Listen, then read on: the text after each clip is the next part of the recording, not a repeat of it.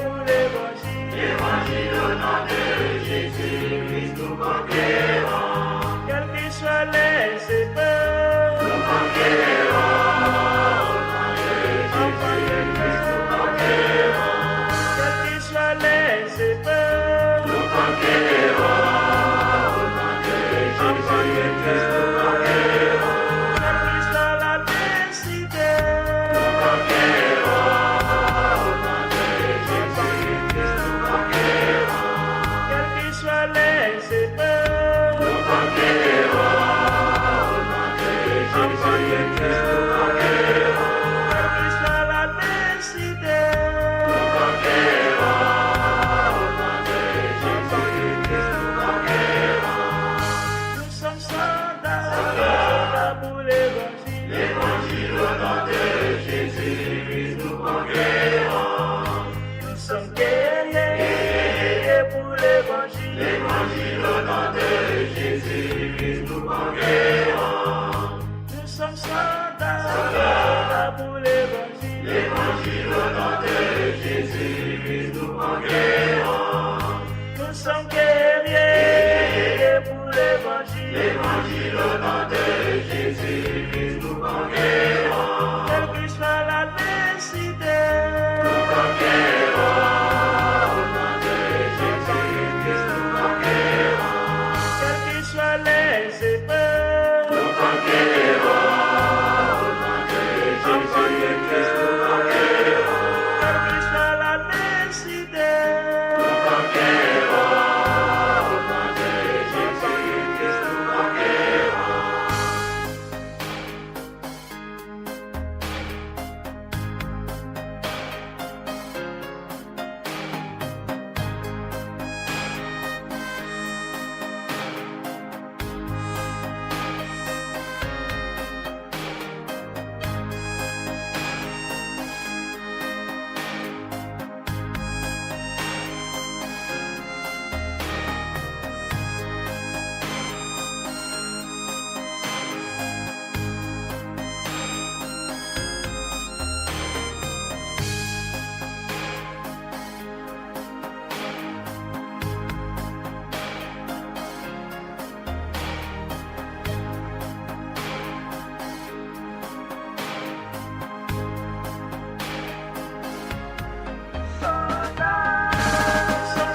soldats pour l'évangile. L'évangile au nom de Jésus, nous conquérons. Nous sommes guerriers pour l'évangile. L'évangile au nom de Jésus, nous conquérons. Nous sommes vaillants pour l'évangile. L'évangile au nom de Jésus, nous conquérons. Nous sommes soldats.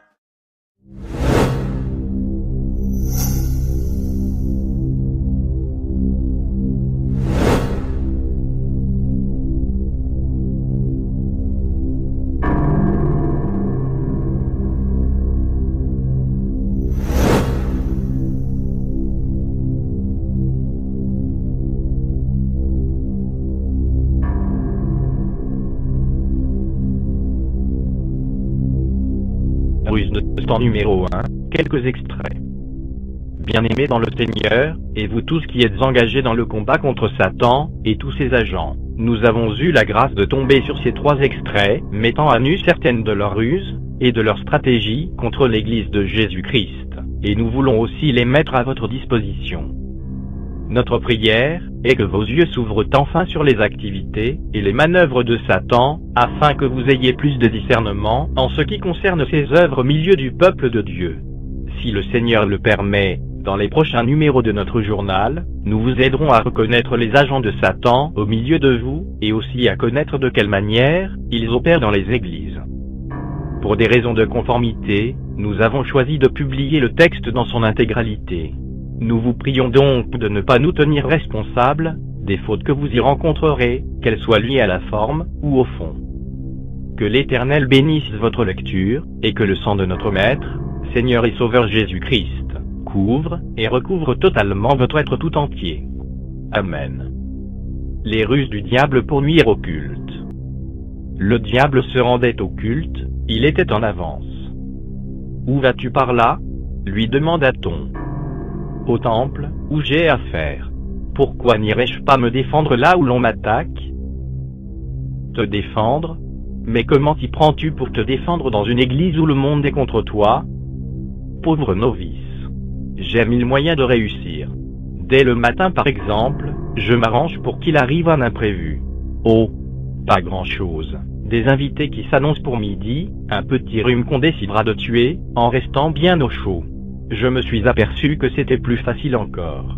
Un lacet qui casse juste au moment de partir, un bouton qui manque, le lait qui se renverse, le chat qui est malade, la panne de gaz, la voiture qui ne démarre pas, les enfants qui traînent, et ça y est, on n'ira pas au culte.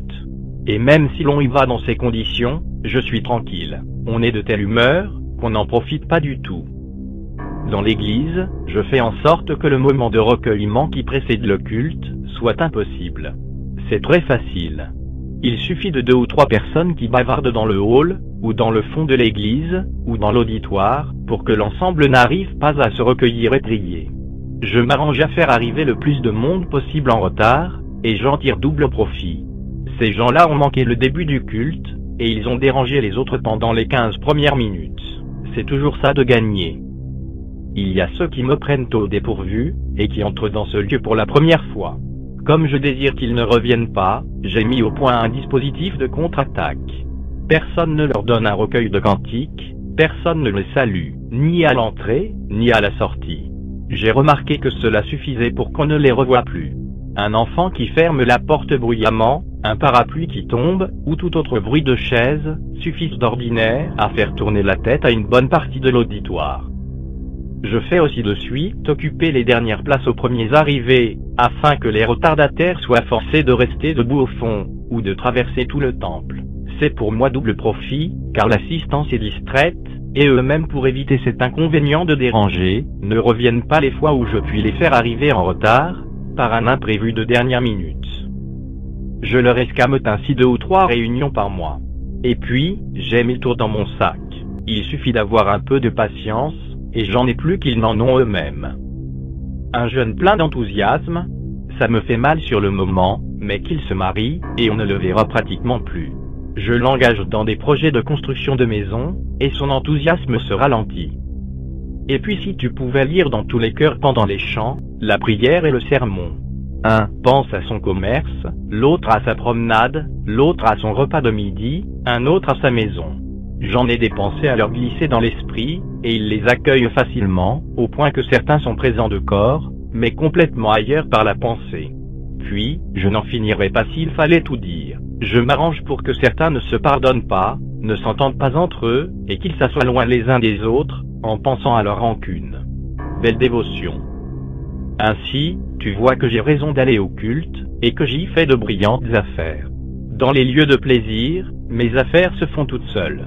J'ai moins besoin d'y concentrer mon attention.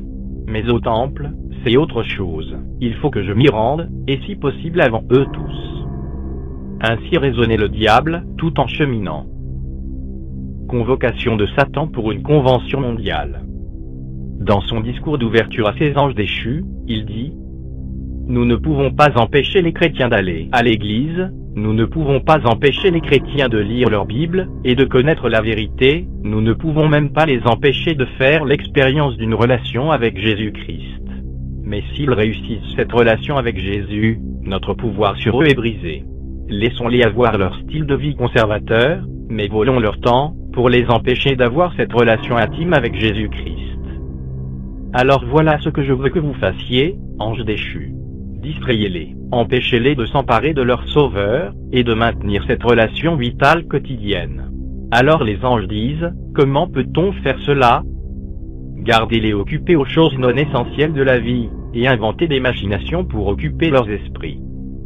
Poussez-les à dépenser, dépenser, dépenser, emprunter, emprunter, emprunter. Persuadez les femmes d'aller travailler de longues heures, et les maris de travailler 6-7 jours par semaine, 12 heures par jour, pour pouvoir s'offrir ce qu'ils désirent. Empêchez-les de passer du temps avec leurs enfants, et leurs familles, bientôt leur maison n'offrira plus aucune échappatoire à la tension de leur travail. Stimulez de plus en plus leur esprit, au point qu'ils ne puissent plus entendre cette douce voix. le Saint-Esprit. Poussez-les à mettre la radio, les cassettes, ou les CD quand ils sont au volant, et les télévisions vidéo, les CD et leurs ordinateurs constamment en marche dans leur maison. Veillez à ce que chaque magasin et restaurant dans le monde joue de la musique non biblique sans interruption, ça va remplir leurs esprits et casser leur union avec Jésus-Christ. Couvrez les tables basses de magazines et de journaux pour qu'ils soient envahis de nouvelles du monde, 24 heures sur 24, qu'il y ait plein de panneaux publicitaires le long des routes, qui les attirent quand ils conduisent.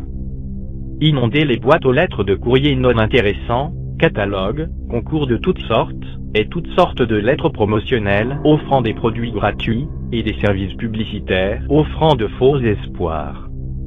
Mettez beaucoup de mannequins maigres et magnifiques sur la première page des magazines, pour que les hommes croient que la beauté extérieure est plus importante que la beauté intérieure, et à ce moment-là, ils seront mécontents de leurs femmes, et cela brisera très vite les familles. Dans leurs moments de récréation ou de détente, poussez-les à être excessifs, qu'ils reviennent de ce moment complètement épuisés, pas du tout en paix, et pas préparés pour la semaine à venir. Ne les laissez pas aller dans la nature, pour méditer les merveilles de Dieu. Envoyez-les dans des parcs d'attractions, voir des événements sportifs, assister à des concerts, aller au cinéma. Gardez-les occupés, et quand ils se rencontrent pour des rencontres spirituelles, entraînez-les au commérage, au bavardage, qu'ils s'en aillent après ces rencontres, avec des esprits troublés, et des émotions déséquilibrées. Allez-y, laissez-les s'engager pour gagner des âmes, mais remplissez leur vie de tellement de bonnes causes, qu'ils n'aient pas le temps de chercher la puissance venant de Jésus. Très bientôt, ils travailleront et feront tout cela de leur propre force, en faisant le sacrifice de leur santé, et de leur famille pour la bonne cause. Et ça va marcher, ça va marcher. C'était vraiment une bonne convention. Alors les anges déchus sont partis très vite de la convention, avec pour mission d'entraîner les chrétiens à être partout, de plus en plus occupés, de plus en plus pressés, en allant ça et là. La question à se poser est, est-ce que Satan a réussi sa mission? À vous de juger. Circulaire des satanistes. À tous les sataniques, les représentants, les principautés, à tous les agents, à tous les pouvoirs, à tous les esprits mauvais, méchants, et à toutes les forces des démons de l'univers. Les chrétiens nous font de plus en plus mal, tous les jours, et si nous ne faisons pas attention, nous allons tous perdre. Je voudrais attirer votre attention sur les résolutions prises lors de notre réunion de mardi 1er novembre 1991, de minuit à 1h du matin. Souvenez-vous que tous les chrétiens n'étaient pas informés de nos activités que nous avons programmées l'année dernière, et de ce fait, nous avons attrapé beaucoup d'entre eux, et je vous en félicite. Mais, pour le moment, les choses changent, comme je peux le remarquer dans le numéro de contrôle 10-10-100 au-delà de la mort et de la vie, et notre numéro secret pour contrôler l'univers. Les chrétiens deviennent de plus en plus victorieux à cause de la force de la prière, et aussi à cause de leur foi ferme. Qu'est-ce que nous allons faire? Voici ce que nous allons faire pour réussir. Accentuons nos trucs, en utilisant la Bible dans le mauvais sens, spécialement pour les prédicateurs et les pasteurs, et appliquez aussi les techniques et tactiques que nous avons arrêtées pour la décennie 90. Soyons un instant plus sérieux qu'avant. Ci-dessous, il y a des tactiques et des trucs que vous allez appliquer sur les chrétiens. Pas tous cependant, il y en a qui sont déjà dans nos filets, et ne vous méfiez pas des hypocrites. Nous les possédons déjà. 1. Ne pas leur permettre de lire la Bible qui est la source de vie, mais plutôt, encouragez-les à lire des ouvrages autres que la Bible, tels que des livres religieux, des histoires amusantes, les magazines de notre bibliothèque, et d'autres livres moins intéressants. Ainsi, quand la tentation viendra, ils n'auront plus la force de résister. 2. Ne jamais leur permettre de jeûner pour une cause juste, et s'ils le faisaient, ils seraient forts et nous serons détruits. 3. Poussez-les à la paresse pour la prière. Car si vous leur permettez de prier, l'Esprit de Dieu va leur permettre de découvrir nos plans et nous vaincre. 4. Leur demander de rester pauvres, en leur interdisant de ne plus donner la dîme et l'offrande, l'aumône, etc. Et de ne pas s'aimer les uns les autres, afin qu'ils ne soient pas unis, et que notre plan se réalise. 5. Leur permettre de donner la dîme occasionnellement, parce que Dieu aime ceux qui donnent avec joie. Or, pauvres, ils n'ont pas la joie, ils ne donnent plus toute la dîme, parce qu'ils auront beaucoup de problèmes, et donneront avec beaucoup d'hésitation, et de regret. 6. Ne pas leur permettre de s'aimer d'un amour véritable et sincère de leur Maître Jésus-Christ. Oh, je veux jamais prononcer ce nom. Qu'ils s'aiment seulement de la bouche, mais pas de cet amour venant du cœur. Livre de la Bible, 1 Corinthiens 13. Modifiez les versets 7 et 8, en disant qu'il ne faut pas s'aimer jusqu'à avoir mal au cœur, qu'il y a des limites. 7. Les amener à se critiquer les uns les autres. 8. Leur donner la liberté et la sagesse dans le mensonge, et à dire toujours le mensonge. Petit à petit, ceci va contribuer au lien pour les amener à entrer dans le royaume de Satan, jusqu'à la cité de feu pour toujours. Je souhaite que vous puissiez pratiquer ou appliquer des trucs, selon les directives données. 9. Laissez-les connaître tout sur le retour de Jésus-Christ. Oh, ce nom, mais en les obligeant à penser qu'il y a encore du temps, et de leur dire que ceci pourra avoir lieu dans 100 ans, 200 ans, ou plus, alors qu'en réalité, Jésus revient très bientôt et il tient toujours ses paroles. Sachez qu'avec son retour prochain, notre position devient de plus en plus faible tous les jours. 10. Qu'ils ne témoignent pas, ou ne prêchent pas l'Évangile. Pour ceux qui ont la télévision, les pousser à rester souvent devant leur télévision, pendant des heures et des heures, afin qu'ils n'aient ni le temps de lire la Bible, ni de prier. Qu'ils se haïssent les uns les autres, qu'ils restent dans la séparation.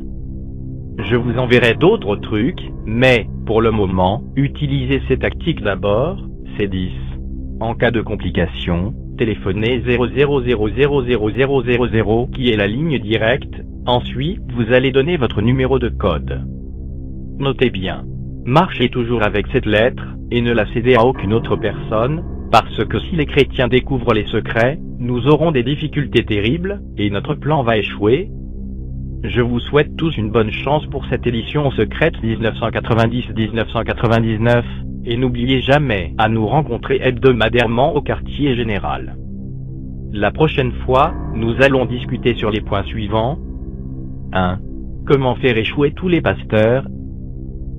2. Comment utiliser les meilleurs moyens pour décourager les croyants. 3. Comment attraper les croyants. 4. Comment empêcher leur vie de prière. 5. Comment introduire nos agents dans leur folie. Si vous avez des suggestions, amenez-les pour compléter les sujets ci-dessus.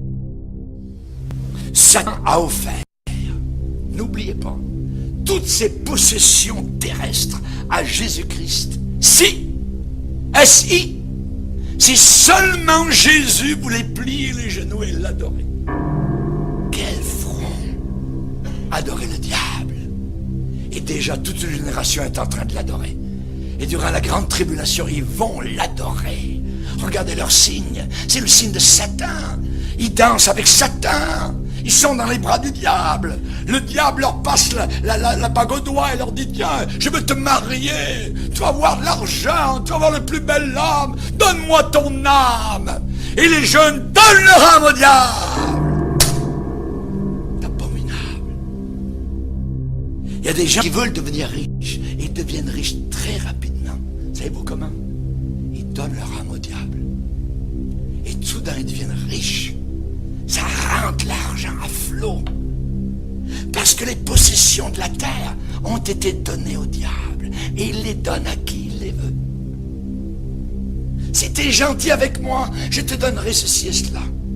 Et souvent, ces gens-là, nous voyons assez rapidement qu'ils meurent. Un accident, une maladie inimaginable, pof, l'enterrement a lieu. Chers amis, quand vous jouez avec Satan, et quand nous dans l'église nous parlons de Satan, on ne parle pas de petites affaires bricolage, c'est pas de la rigolade. On a affaire à un ennemi réel qui envoie des puissances pour vaincre notre génération. Par la musique, par la mode, par la tenue, par le langage, par la télévision, par l'avortement, par toutes sortes de choses. Et je pense qu'il y a une condamnation pire dans le monde vis-à-vis de l'inceste envers les enfants. Le Seigneur Jésus a dit: si quelqu'un scandalisait un de ces petits qui appartiennent à moi, Il vaudrait mieux que l'on mette à son cou une pierre, une meule, et qu'on le jette au fond de la mer. Essayez de nager avec une meule à votre cou. Il y a un jugement terrible qui s'en vient pour tous ceux qui font la promotion de la pornographie, de l'impureté, qui vivent en concubinage, qui ne croient pas au mariage, qui se moquent de la Bible, qui disent Satan est plus fort que ton Jésus, et ainsi de suite. Il y a des places terribles qui s'en viennent en enfer et pour l'éternité. Que Dieu nous aide à comprendre la réalité du combat dans lequel nous sommes aujourd'hui.